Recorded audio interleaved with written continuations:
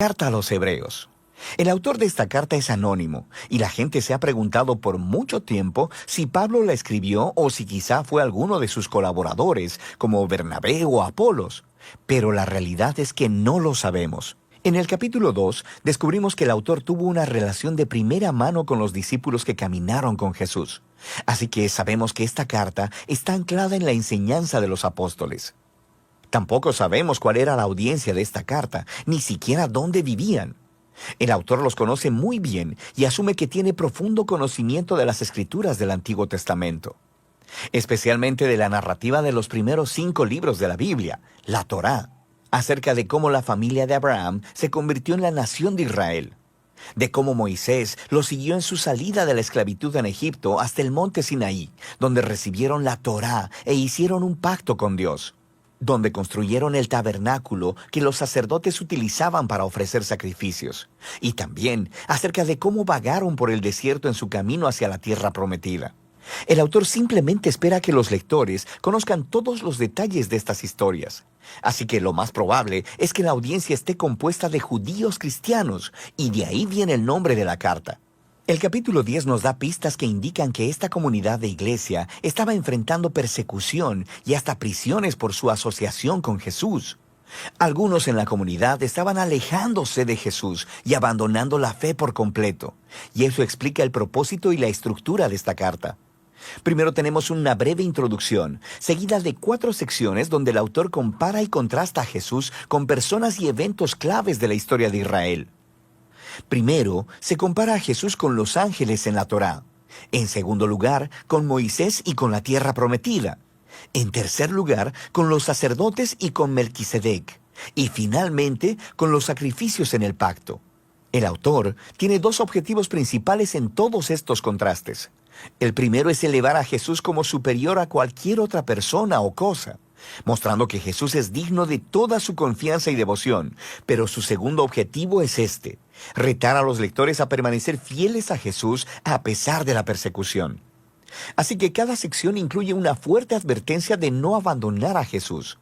Ahora, profundicemos y veamos cómo se desarrolla todo esto. La elevación de Jesús comienza en la oración inicial de la introducción. Dios, que muchas veces y de varias maneras habló a nuestros antepasados en otras épocas por medio de los profetas, en estos días finales nos ha hablado por medio de su Hijo. De manera que el autor está diciendo que Jesús es superior a todas las otras maneras previas en las que Dios se reveló a Israel. Luego, hace la sorprendente declaración que Jesús es el resplandor de la gloria de Dios y la imagen exacta de la naturaleza de Dios. Estas metáforas hacen la identificación más cercana posible entre Jesús y Dios. Así que Jesús es a Dios lo que los rayos de luz son al sol, o Jesús es lo que la impresión en la cera es al sello de un anillo. Para este autor no hay Dios aparte de Jesús. Jesús es Dios hecho hombre como el Hijo, y esta elevada manera de ver a Jesús es la que se desarrolla a través del resto de la carta. En la primera sección, el autor compara a Jesús con los ángeles, lo que podría parecer un poco extraño. ¿Por qué ángeles?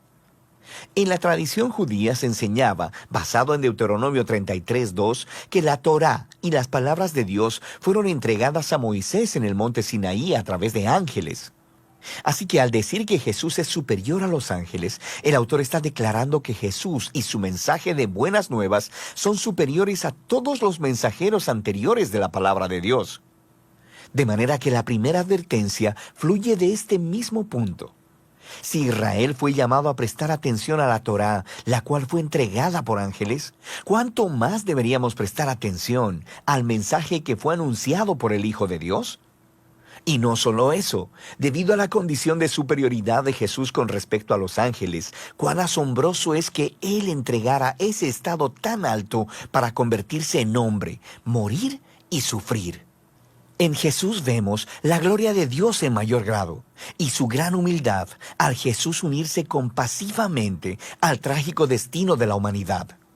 En los capítulos 3 y 4, el autor continúa diciendo que Jesús es superior a Moisés, quien guió a Israel a través del desierto y quien construyó el tabernáculo. Jesús también es el líder del pueblo de Dios, pero en él no vemos el constructor de una simple tienda de campaña, sino de toda la creación. Luego, el autor vuelve a contar la historia de cómo los israelitas se rebelaron contra Moisés en el desierto y perdieron su oportunidad de entrar al reposo que Dios les ofreció en la tierra prometida.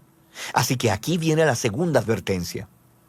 Si Jesús es mayor que Moisés, ¿cuán mayores serán las consecuencias si nos rebelamos contra él? Nosotros también estamos en una clase de desierto donde tenemos que confiar en Dios para el descanso futuro en la nueva creación de Dios.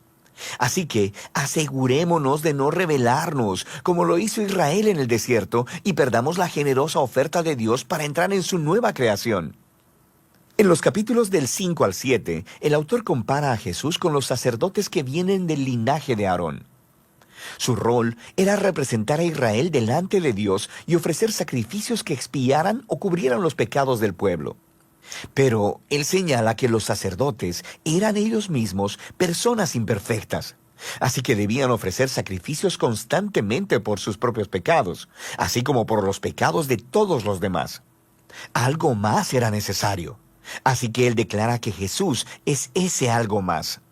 Jesús es el sacerdote definitivo, pero Jesús no vino del linaje de Aarón.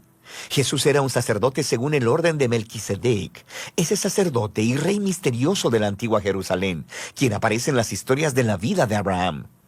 También encontramos en el Salmo 110 que el rey mesiánico del linaje de David sería un sacerdote según el orden de Melquisedec.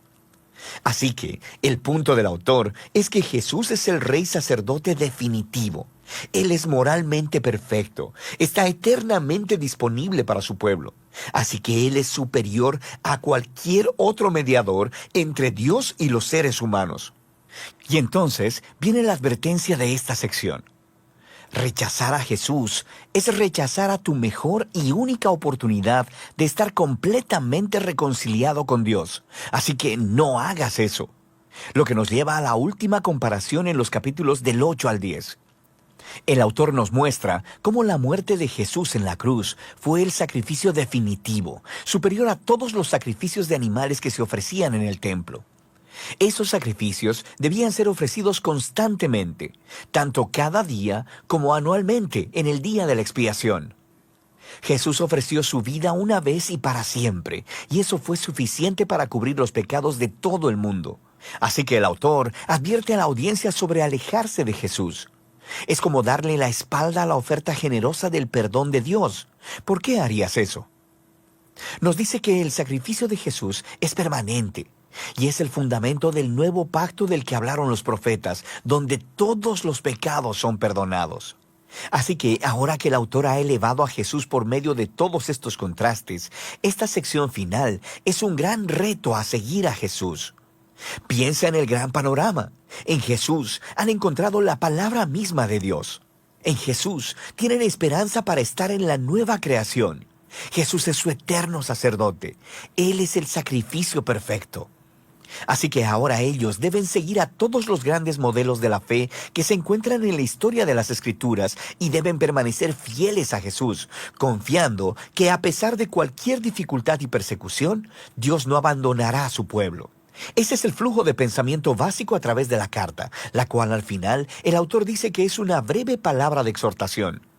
Aquí hay algunos otros consejos para leer esta carta. Cuando el autor cite de las Escrituras del Antiguo Testamento, lo cual sucede en casi todas las oraciones, detente y busca las referencias y lee la cita en su contexto original. Y a veces te confundirás, pero en la mayoría de las veces podrás ver conexiones geniales que de otra manera nunca hubieras notado, así que vale la pena el esfuerzo. También deberías saber que estos pasajes de advertencia te pondrán incómodo, y ese es el punto. No están ahí para asustarte, están ahí para mostrarte que rechazar a Jesús es tonto, porque Él es asombroso. Estas advertencias sirven al propósito principal de la carta: mostrar que Jesús es la revelación definitiva del amor y la misericordia de Dios. Y de eso se trata la carta a los Hebreos.